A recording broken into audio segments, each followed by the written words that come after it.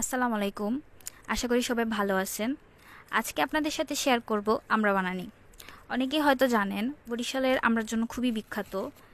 বরিশালে দুই ধরনের আমড়া পাওয়া যায়। এক হচ্ছে বিলাতি আমড়া আর এক হচ্ছে দেশি আমড়া।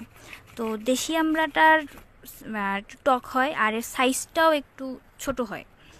আর আর বিলাতি আমড়াটা একটু মিষ্টি হয় টেস্টে, আর এর সাইজটাও একটু বড় হয়। আজকে যে আমরা বানানিটা হচ্ছে এটা হচ্ছে বিলাতি আমড়া দিয়ে করা হচ্ছে। এটা টেস্ট মিষ্টি হওয়ার জন্য এর বানানিটা খুবই ভালো লাগে। আমি সবসময় আসলে গ্রেট করে আমড়া বানাতে খুবই পছন্দ করি। এতে শুকনো মরিচ, লবণ, তেল দিয়ে যদি বানান তাহলে টেস্ট আসলে দ্বিগুণ হয়ে যায়। কে কে আমার মতো গ্রেট করে আমড়া বানাতে পছন্দ করেন, আর বরিশালের আমড়া কে কে খেয়েছেন অবশ্যই কমেন্টস করে জানাবেন।